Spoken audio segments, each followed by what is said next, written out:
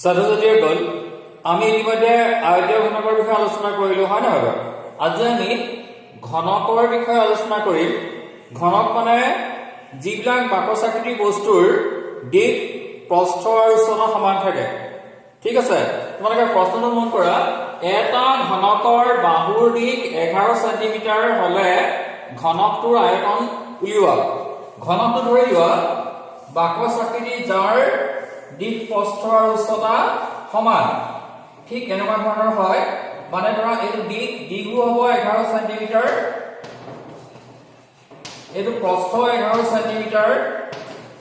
আৰু এইটো উচ্চতা কি হ'ব 11 সেন্টিমিটাৰ যে যিবিলাক বাকচাকৃতি বস্তুৰ দিক প্ৰস্থ আৰু উচ্চতা সমান থাকে আমি সেইবোৰ কি বুলি কওঁ ঘনক ঠিক আছে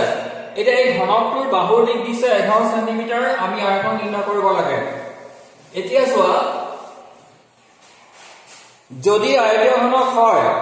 তেনেহলে তাৰ আয়তন উলিওৱাৰ সূত্ৰটো কি আছিল দিক পূৰণ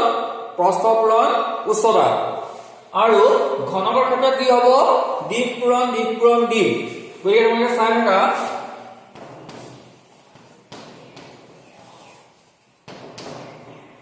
ঘনকৰ বাহুৰ দিক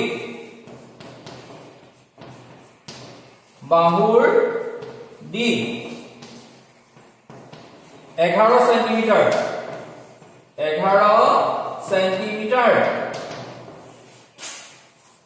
এতেকে আয়তন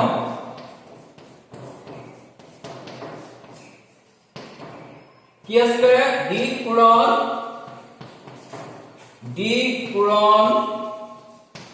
দিক আৰু ইয়াত কি লিখিব লাগিব ঘন সেন্টিমিটাৰ বা ঘন একক লিখিব লাগিব ঠিক আছে ঘন একক ইয়াত লিখিব লাগিব ঘন একক মন কৰি থাকিবা ইয়াৰ পিছত দিক কিমান দিছে 11 পূৰণ 11 ঘন সেন্টিমিটাৰ এতিয়া আমি পূৰণ কৰিব লাগিব 11 লগত 11 পূৰণ কৰিলে কি হয় 121 121 পুনৰ 11 পূৰণ কৰিবলৈ আছে পূৰণ কৰিলে হ'ব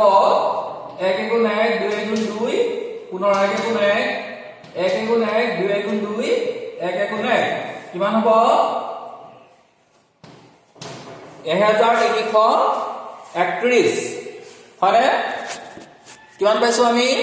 1331 ঠিক আছে 1331 ঘন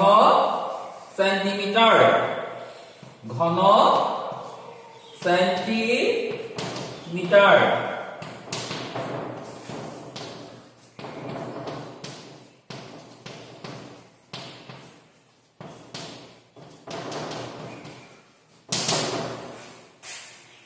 হবনে তোমালোকে এই প্ৰশ্নটো মন কৰা এটা পানী টেংকিৰ দিক 1.5 মিটাৰ প্ৰস্থ 1.5 মিটাৰ আৰু উচ্চতা 1.5 মিটাৰ টেংকিটোৰ আয়তন নিৰ্ণয় কৰা তাহলে আমি কি বুজিলো যে টেংকিটো ঘনক আকৃতিৰ মানে দিক প্ৰস্থ আৰু উচ্চতা সমান হয় নহয় তাৰমানে চোৱা পানীৰ টেংকিটো ঠিক এনেকুৱা ধৰণৰ ঘনক আকৃতি টাইপৰ ঠিক আছে ঠিক এই ধৰণৰ হ'ব এইটো দিক হয় 1.5 মিটাৰ এইটো প্ৰস্থ 1.5 মিটাৰ ঠিক আছে আৰু এইটো হ'ল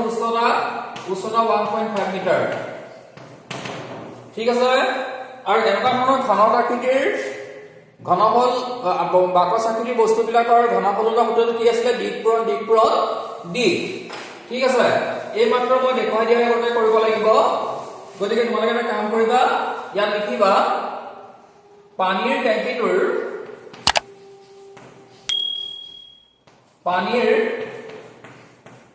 টেংকিটোৰ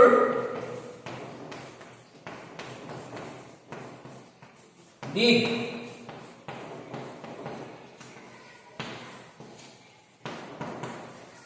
1.5 মিটাৰ প্ৰস্থ 1.5 মিটাৰ ঠিক আছে উচ্চতা 1.5 মিটাৰ এটাকে আয়তন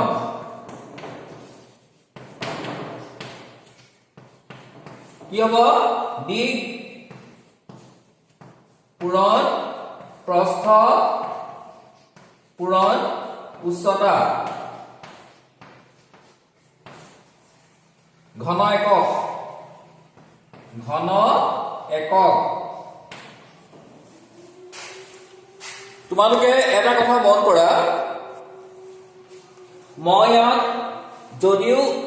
দিক প্ৰস্থ উচ্চতা একে ইয়াত দিক পূৰণ প্ৰস্থ পূৰণ উচ্চতা বুলি লিখিছো আচলতে দিক পূৰণ বুলি লিখিব লাগিছিল হয় নহয় কথাটো হ'ল কি ইয়াত চোৱা দিকো সমান প্ৰস্থ সমান উচ্চতা সমান কিন্তু প্ৰশ্নটো দিক প্ৰস্থ আৰু উচ্চতা বুলি দিছে ঠিক আছে নে প্ৰশ্নটো দিক প্ৰস্থ আৰু উচ্চতা বুলি দিছে যদিও একে গতিকে ইয়াত দিক পূৰণ প্ৰস্থ পূৰণ উচ্চতা বুলি লিখিব লগা হৈছে দেই এতিয়া চোৱা দিক কিমান আছে 1.5 পূৰণ প্ৰস্থ 1.5 উচ্চতা 1.5 ঘন মিটাৰ ঠিক আছে নে আৰু এতিয়া আমি পূৰণ কৰিব লাগিব তোমালোকক মই দেখুৱাই দিছো চোৱা 1.5 ৰ লগত 1.5 পূৰণ কৰি চাই কিবা 5 5 গুণ 25 5 উপলা 2 5 গুণ 5 5 দিয়ে 7 পুনৰ 5 গুণ 5 1 গুণ 1 5 7 বছৰ 12 গুণ উপলা 1 1 2 কি পালো দুটা 1.5 পূৰণ কৰি 225 পইণ্ট চোৱা দুটাৰ আগত নাই জানো পইণ্ট দুটাৰ আগত আছে গতিকে সোঁফালৰ পৰা দুটা অংক এৰি মই দশমিক বহাব লাগিব এইটো 2.25 পুনৰ 1.5 টো পূৰণ কৰিবলৈ আছে মানেকে চাবা 2.25 ৰ লগত পুনৰ 1.5 মই পূৰণ কৰিব লাগিব পূৰণ কৰিলে হ'ব 5 5 গুণ 25 5 উপলিব 2 5 গুণ 10 দহাই দিয়ে 12 গুণ উপলিব 1 5 গুণ দহাই দিয়ে 11 দহাই 1 11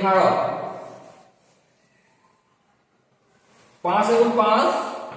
2 গুণ 2 2 গুণ 2 কিমান হ'ব 5 7 3 3 হয়নে ইয়াত পইণ্ট চোৱা কেইটাৰ আগত আছে ইয়াত আছে দুটা অংকৰ আগত ইয়াত আছে এটা অংকৰ আগত মুঠ তিনটা অংকৰ আগত দশমিক আছে গতিকে এটা দুটা তিনটা এইটো কিন্তু ভালকে চাবা দেই এই দশমিকটো ইয়াত চোৱা তোমালোকে 2.25 ৰ লগত 1.5 পূৰণ কৰি পেলাই আমি পাইছো 3.375 ঠিক আছে তাৰ মানে পূৰণ কৰি পেলাই মই পালো 3375 পাইছিলো কিন্তু দশমিক আছে এটা দুটা তিনটা মুঠ তিনটা অংকৰ আগত দশমিক আছে গতিকে সোঁফালৰ পৰা এটা দুটা তিনটা অংকৰ আগত দশমিক বহাব লাগিব নহলে কিন্তু ভুল হ'ব এই কথাটো মনত ৰাখিবা তোমালোকে আনসাৰ হ'ব 3.375 ঘন মিটাৰ তাৰমানে পানী টেংকিটোৰ ঘনফল কিমান পালো আমি 3.375 ঘন মিটাৰ পুনৰ কৈছো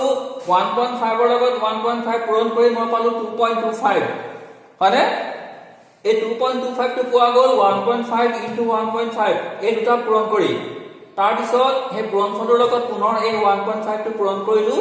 পূৰণ কৰি পালো 3.375 আৰু দশমিকটো ইয়াত ক'ত পালো তিনটা অংকৰ আগত